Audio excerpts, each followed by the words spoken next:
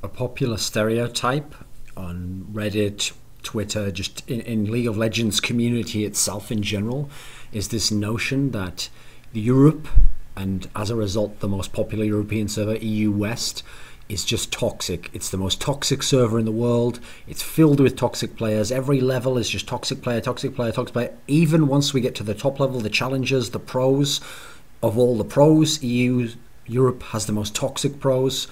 And the problem with this stereotype and this way of just blanket writing off a whole set of people is that it carries with it all these implications which are culturally defined by the people deciding that these people are toxic.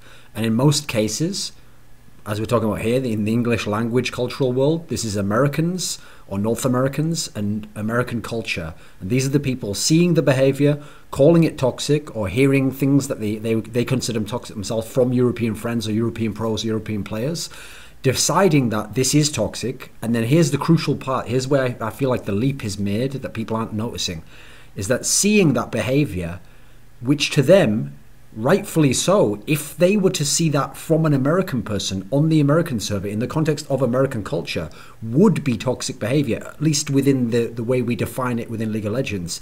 And then making the leap in their mind that because it would be toxic within their little world, when it happens in another world, which is distinct and has its own rules and its own set of people and its own cultural mix, that it's also toxic there. And it's an identical thing that you can just say, right, it's the equivalent of someone saying, oh, well, in my country, people do things the right way, but in that country they're weird. They do things, they eat food the different way, and they have, they're so rude, because they don't have the same rules of politeness. Like maybe they're more strict in a different area that you're not, and you're allowed to be lax in. But actually, in your area, you have to be more hardcore in a certain thing. Like you have to say thank you in a certain area where it's just taken for granted that you're allowed to not do that. Whatever the case may be, even though the information may be the same, you can't have the same perspective on it when it's a different realm of context behind the information. And so that's something I'm going to address here, the concept of it, and crucially, because it affects the way people talk about professional players and the European pros in particular, I'm going to attack it from that level, because I feel like that's just like the upper, most concentrated aspect of all these factors and functions, which when you take them away, feed back, and you can apply nearly all of these factors to the lower level of Europe and see why it appears toxic or why it will be labeled toxic, where it might not be in some senses, even though some of the behaviors are what we might associate with toxicity. Now, first of all, the first reason why you shouldn't just jump to the conclusion that Europe West is full of toxic players, everyone's toxic, and then the pros are even toxic, and Europe's just a toxic region, is because it's naturally bullshit to just, it's a better way to say that. It's bullshit to just condemn people as somehow naturally or inherently toxic. Not even toxic for a reason. No one's ever giving the reasons why here. What reasons? Why would people appear toxic, or why would they have toxic behavior? What would make toxic behavior manifest? No, they just are toxic. It's the other way around. These people are getting the cart before the horse. They're saying, oh, this server is full of toxic people.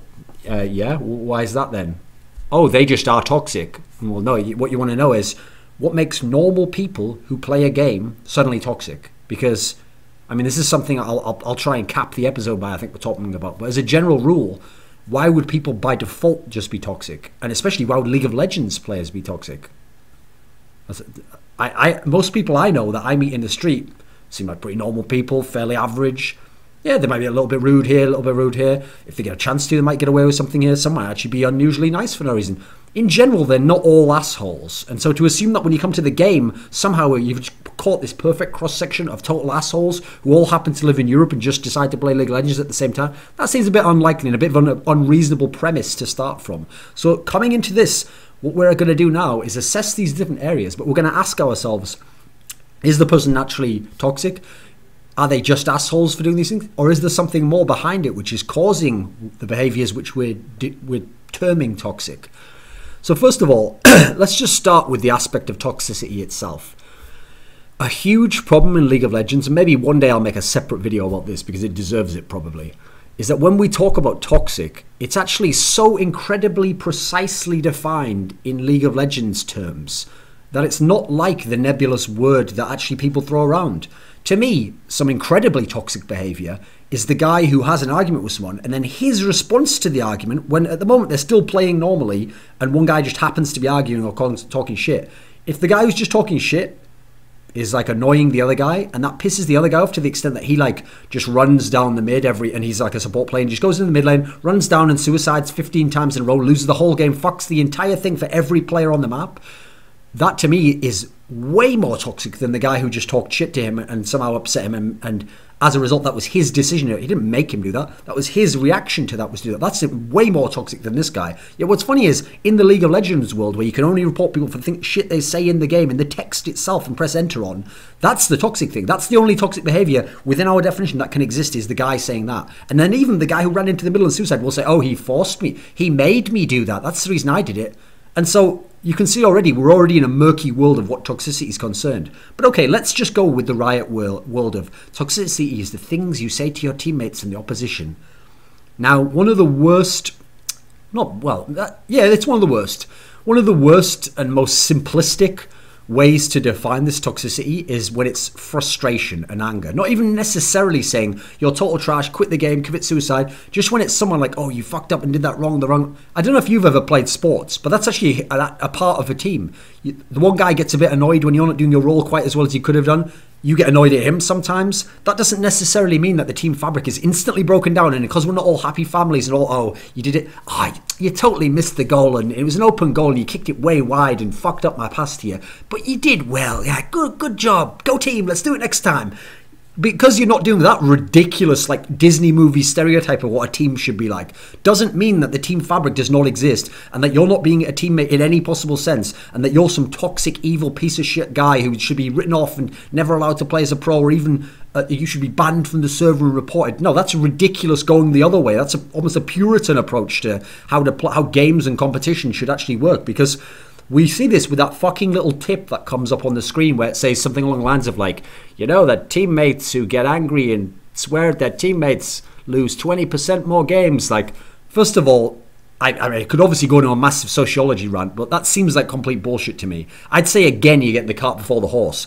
People who have teammates who frustrate them and they're having problems in their own game, hence why they're more frustrated and more likely to lash out, themselves are going to lose more games because they're doing worse themselves than they probably normally are. They're not into the game and motivated into the team concept themselves, and then maybe they do have a teammate who's doing badly and is frustrating them and they're not synergizing well. Maybe they're both good players, but they're not a good mix. When you add all these factors together, I imagine there's going to be more toxicity and losses. So first of all, that stat seems totally inane and asinine the way it's applied in the Riot sense. But even more crucially, I'd say it's ridiculous in as much as, let's take this example and let's ask ourselves how it applies to the pro world. So these players who get angry and who abuse teammates and talk shit to them and maybe even trash talk opponents and stuff, these people lose more games today. Well then why on the EU West server are some of the best players of all time, the ones who could dominate solo queue all day and all night for their careers? So we're talking about Froggen. Remember, he was toxic for a little while when that thing got out on Reddit for a while back, when he told that guy to fuck off because it was his career and he was practicing when he was being trolled. So Froggen, we got Alex Ich. In the days before he spoke all this English and learned American culture, he was in that camp. We all know what's going on there when he was in the M5 days. Incarnation in the modern days. These players can get to #1 on solo queue if they apply themselves the same way all the other very active people are on Challenger almost any time they want, especially Froggen and crucially, especially Incarnation. Incarnation's had some of the best win rates ever on EU West, probably on any server in the whole world. So you're telling me that this guy who's clearly done some toxic behaviour and clearly has been quite abusive and shitty to some teammates and actually probably has displayed toxicity, he wins 20% less games, does he, on average? So either you're telling me that if Incarnation didn't do that, somehow he'd just never lose a game ever because he's already doing so well in his win rate, or he's somehow magically exempt from this, but why? So the whole that premise falls apart by itself. So let's ignore that for a second, and let's go. And obviously, I could throw like a nuke duck in there as well. Mithy, okay, Mithy would be at home in the fucking Canary Islands on like 200 ping and could play not even his role, support, and play another role and still get the fucking super high on Challenger. Meanwhile, he supposes he's so toxic, right? Has to ban him out the whole game again. This rule, this hard and fast rule of these stats don't work out and doesn't work. Now then, let's ask ourselves on a pro level also what some of the problem with toxicity is. Remember how I defined toxicity is? Toxicity is only allowed to, in the riot sense, be counted as the things you type to teammates in the lobby or after the game or in the actual team say chat or to the opponents. That's all that gets counted as toxicity. Nothing else, despite the fact that actually the majority of the most toxic behaviours are not confined within the words that you say to someone. But let's go within the riot sense again. What's another way that toxicity like that manifests? I heard a great story from a player. I don't know if he wants me to report this, so I won't say the name of the player. And I once said to him, because he'd had this problem with being reported and getting in trouble over toxicity, I literally said to him what almost everyone else at some point has said to someone, okay, which is I said to him, like, what are you doing in these games that's getting you these problems, you know? Like, you must know that everyone out there knows that you're the toxic guy, and crucially, as a result, you're going to be under more scrutiny, right? And so you have to act even above and beyond what the normal person does because you can't get reported and you can't get into trouble more because it's going to fuck your career up. And he even said to me, no, I get it. It's not that I'm typing stuff anymore. Like, I'm not saying, like, you're shit to my teammate. I even stopped saying, and he, because his first approach was sort of just be a bit sarcastic. Oh, great job, yeah, because technically that would come out on the thing there. So, yeah, great job. And then Riot guy doesn't get to watch the demo and know that you're doing it sarcastically, so you're not going to probably get done by the tribunal. That's the sense, or Riot themselves aren't going to take that as a toxic thing. It's quite a clever way around it, by the way, and also shows how that definition of toxicity is fucking retarded, because there's an easy way around it if you're devious enough. But anyway, that was his first approach. Here's what he told me. When he started doing that, the other players who knew he was like being a bit of an ass would still report him to fuck with him. This is at the pro level, by the way. Challenger level, top of challenger, even pros on other pros, like pros who were safe from that and haven't had any problems fucking with the other pro. He said that that actually became the way they could express toxicity. The pro or the challenger level player that didn't like him was that they could fuck with him. So they could even say stuff like, oh, I'll report you for toxicity, and we'll all report you for toxicity if you say anything to us, or if you do anything, we'll just report you. And remember, some of those stats that always used to come up for the pros was always like, he was reported in 97.8% of the games. And it never said any details like, well, in those games, he had said things that were toxic, and we saw it, and we deemed them toxic. It just said they were reported. So at the end of the day, you could actually say nothing, and if 100% of people reported you, you must be the most toxic player ever. You didn't say anything, you just got reported. It didn't even say that all those reports were punished via... You know, see what I mean? We're already getting into this sort of fucking insane world where we're taking stats and things and making leaps from them that actually aren't there present in the original information. And so, like I say, the fact that these people were under scrutiny and potentially it could ruin their careers, or they were just considered super toxic on the ladder, meant that a way to fuck with them and to be toxic yourself was to use the report system against those players and fuck with them completely. And one of them even told me, like, he tried to do as clean a record as he could. Like, he now wouldn't even type anything, and people would still fuck with him by reporting him or trying as hard as they could from the beginning of the game if things were badly for them, or if they didn't like him, to just bait him into saying things or keep fucking with him and saying, like, I'm going to troll you in this game and do this to you. And remember, just troll behavior that you don't type anything in, technically you don't get punished for toxicity. So they could be ultra toxic, just trying to get a little rise out of him to fuck with him. Now listen, I don't know if any of that stuff goes on in NA, but I know that this is a problem that's happening at the top level in EU. And so this is a reason why some of these pros are coming off a lot more toxic or getting these ridiculous stats thrown around them that they'd have to be like the most sociopathic people to ever live to get some of this stuff. And yeah, maybe one of the two of them are. But sorry, I don't believe 50 of the active pros are like that. Or that we've had like 100 in history who are all like that. That rarer sort of person in humanity. But also so godlike that you're at the top of the ladder. I don't think so somehow. Likewise, because part of the reason why it's so overblown that European pros are toxic is because it's always billed as if like, oh, in NA we're just having fun and we're trying to get better at the game and it's cool and team play. But in EU they're all toxic. Well, first of all, those culture sets are so radically different, it's insane. Like, remember the famous saying that people say about Britain and the United States of America, that we're like two peoples separated by a common language? As in, the idea is we technically both speak English, the same words, but we have a hard time even understanding what the English that we each say to each other might mean. Like, we might mean something slightly different by this word that you don't by that. Or the cultural sense of what it means to say this will be different to the American. So if people who understand the same fucking language can barely get on the same page culturally, and that's even in the modern era, when England has all this American culture bombarded at it, and we at least know some aspects of like, things are on the West Coast are like this, or this is rap culture and things. If we even have that and it's not perfect, how can you expect culture between a whole bunch of countries, the majority of which are using English as the communicative language on this server, but English isn't the first language of any of the ones for the majority? Because remember, only one country in Europe speaks English, well, one country only speaks English as its first language. All the rest are communicating in their second language. And some of them might be 16 or 17 and they haven't even learned the language very well, or they're still at school, or maybe they just weren't good at the language. And so when you consider that they might be bad at the language, all having to do it in a second language, then throw in cultural aspects.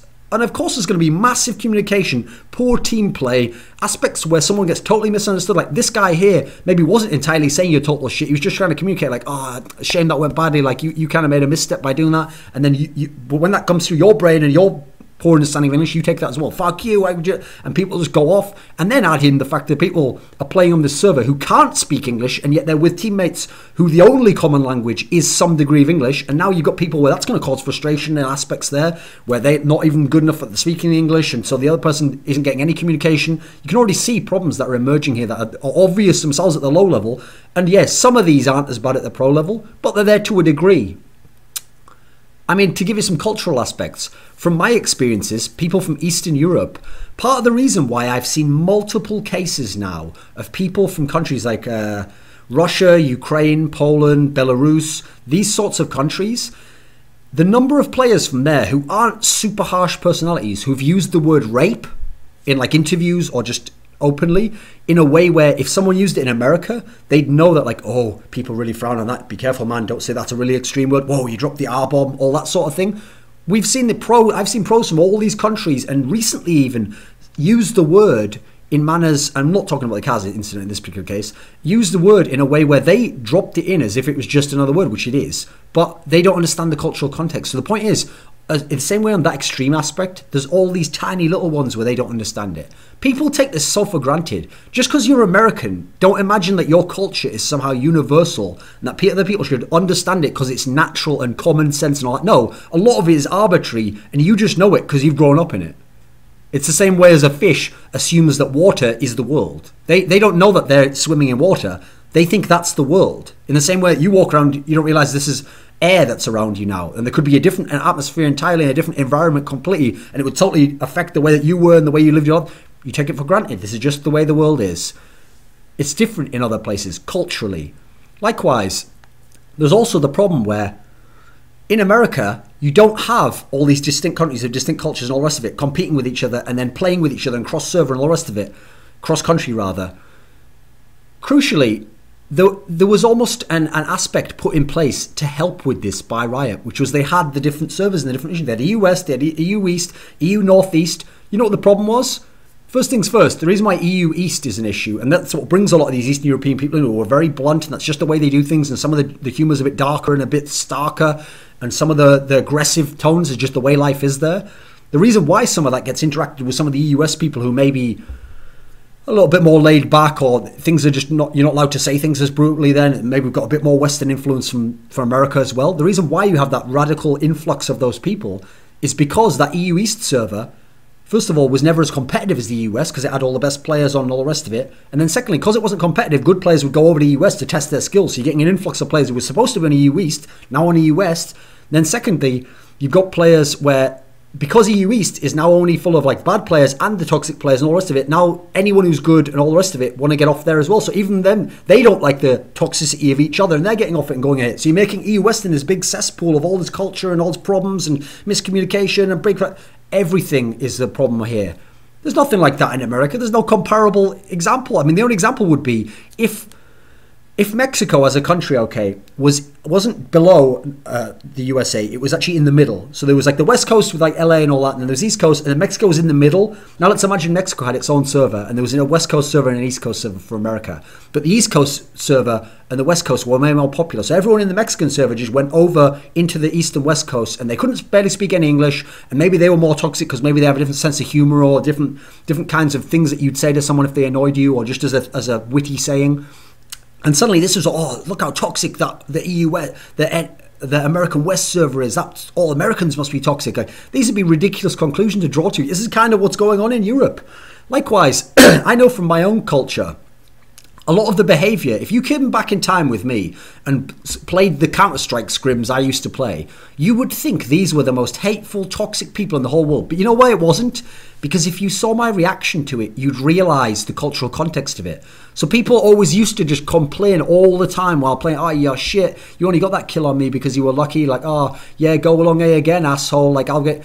And this whole thing, right, that would only seem super toxic because you're thinking, what would it be like if I was in America, in my city, playing on it, and the guy also from America, from my sort of age and peer group, was saying that to me? What an incredibly insane thing that would be. Like, insert square brackets inside my culture, which is the part you're not realising. Because when someone would say all that stuff to me, I wouldn't go like, wow, how can he say that? And I would say that about my mom, and this is fucked up. I want to report this guy. I'd just be thinking like, haha, yeah, and I'd talk some shit back to him, and then we'd keep playing. And you know what's funny? Some of those people were actually like friendly with me. Or once the game ended, just like competition and real trash talk, it actually was just part of the game. And afterwards you'd be like, you got me there, like fair play. And the whole thing, the actual atmosphere and ambience, what you can't tell from the fucking text on the screen without knowing how people's brains interpret that to say it and then interpret it when they take it back in with the same cultural context was totally lost, and it would just come up as some super toxic thing. Likewise, it's a bit unfair to compare EU pros and NA pros on their server when the historical context is overwhelmingly that NA pros have much better following, much better hours to stream and get a lot more money for their streaming and have more of a streaming presence than the EU pros. Some of the EU pros, the really big names, can stream. They can get good numbers. But the difference is, the guy who's in the 8th best EU team can't stream all the time, make lots of money, and as a result, dedicate himself to learning what the cultural context is and how to always be a showman and for the cameras only ever show off that political correct PR image in the same way as... Dude, this guy's on fucking top challenger teams and not even in LCS in America who are making more from streaming than fucking top pros in Europe. It's a different world, and as a result, when you play on the European one, most of the time you're just playing either in your free time or for fun, and as a result it's more frustrating if you get shit on. You're not getting money. The money, essentially in NA to a degree, is sort of like a way of making you not as pissed off, because it's sort of like, oh, they just killed me. Oh, wait a minute, did I just get $1,000 for that hours? Ah, sure. It's all fun. I'm just having sub wars here, guys. I love League of Legends. More money, please. Oh my god, $2,000. This is just fun. That singed top. He's a real rascal. Like, if you take away the money aspect there and people watching, all the fans, etc., then naturally you only are going to take that. It's like, oh, what a stupid pick. I told him not to do that, and he told me he was a main on that, and he's obviously talking bullshit, and I've just checked on all Nexus, he only played it twice. Like, all the natural frustrations would seep back in that aren't, because they're placated and separated by this whole issue of even the money streaming bubble cultural context difference between NA and EU in that respect. I'll just say it like this, because I kind of alluded to this at the beginning, so how I want to end the video. The problem with this whole aspect is that it's not only, as I said at the beginning, is it ridiculous to assume people, especially a massive group, a lot of them are just naturally toxic.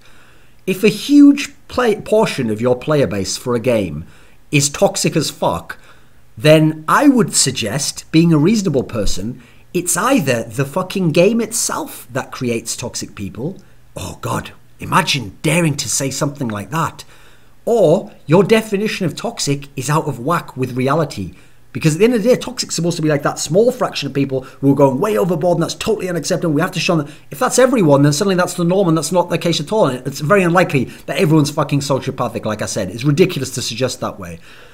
So since I know that naturally people aren't toxic, and there may be some cases, but we have to differentiate them, I'd start looking at the definitions of toxicity in the game itself. Let me ask you this. In Europe, are all the StarCraft 2 players toxic by naturally? Are all the Counter-Strike players toxic?